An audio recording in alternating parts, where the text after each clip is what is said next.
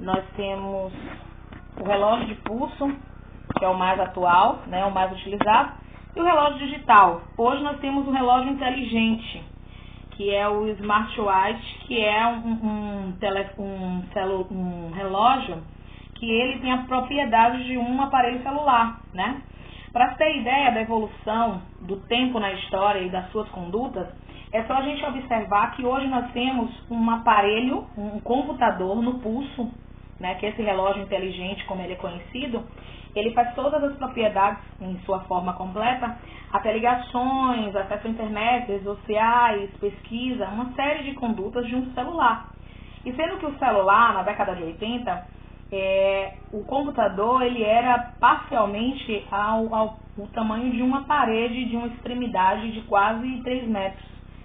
Foi se diminuindo ao longo do tempo com a evolução. Hoje nós temos um celular em mãos que é um computador, né? É um computador que agiliza e faz todo o processo em segundos, em minutos conseguimos fazer várias situações que faríamos num computador. Que antigamente o computador central, né, posterior a esse que se encaixava ao tamanho de uma parede de extremidade de 3 metros, ele passa a aderir a outros formatos. O CPU, monitor, teclado.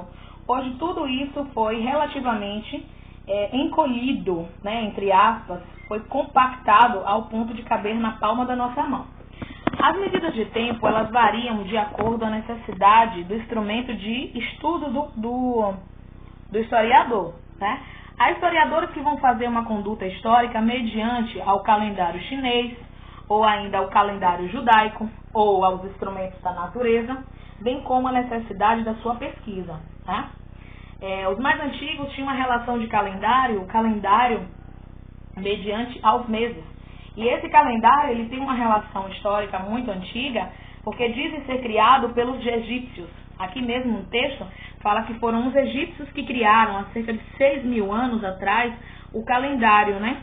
Essa relação da medida de calendário. Quando, na verdade, esses calendários articulados e observados os 12 meses, 365 dias, a fase lunar, que são as fases da lua, minguante, lua cheia, né? A lua crescente, na verdade, esse calendário é pertencente ao povo sumério, né? Povo sumério que avançaram ao norte da Mesopotâmia e foi tomando parte de todas as extremidades.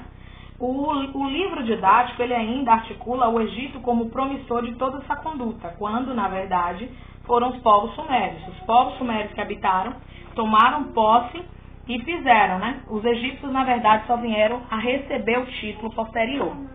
Aqui nós temos o calendário cristão, o judaico e o muçulmano. A princípio, nessa base aqui, gostaria de mostrar, a gente vai ter aqui um calendário judaico, cristão e muçulmano. Vejamos que o calendário judaico é dos dias atuais, né? Depois da criação do mundo para os hebreus, ou seja, depois que os hebreus começam a fazer parte e são denominados o povo de Deus, né?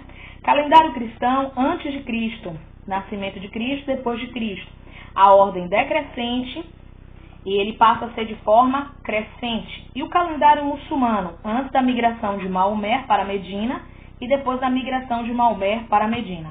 Então, essa relação de conduta dos calendários, eles mostram uma relação muito ligada à igreja, né? À religiosidade. Os calendários formulados são todos ligados a uma religiosidade.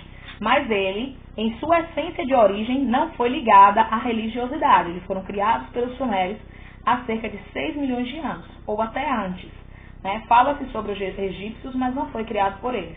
Eles somente utilizaram e se apropriaram, né? As unidades de tempo são decifradas também dentro de um ciclo de séculos e milênios, como décadas, cerca de 10 anos, séculos, 100 anos, e milênios, cerca de 1000 anos. Essas unidades, ao longo do tempo, elas vão modificando e se elevando. A linha do tempo, para a gente entender, o tempo ele é medido cronologicamente, né? Dentro do valor histórico, a história ela é medida por período pré-histórico, né? O período em que se fala dos dinossauros, de toda uma criação de relatividade, né, do início do mundo. Posterior a ele, tem-se o Big Bang, os dinossauros são excluídos pelos meteoritos, né? Somem da Terra e começa assim um novo processo. Processo esse que um homem começa a segunda origem dos seres humanos de duas formas. O criacionismo, quando a Bíblia fala sobre Gênesis, que é a criação do homem perante Deus, né? Deus criou Adão e Eva, e nós somos promissores dessa união, bem como o evolucionismo, a ideia, né, científica de que nascemos, de que viemos do macaco, né, da evolução do macaco ao longo do tempo, né, os hominídeos, e a partir daí foi se criando uma vertente dos homos, os homos habilis, homos erectus, homos sapiens, homo sapiens sapiens, o homem neandertal, né, toda essa relação de conduta de evolução. A medida do tempo da história, ela é pré-história, história antiga, história medieval, história moderna e história contemporânea. Toda essa linha de tempo para decifrar a história é uma forma de elevar conhecimento e entender os acontecimentos ao longo dela.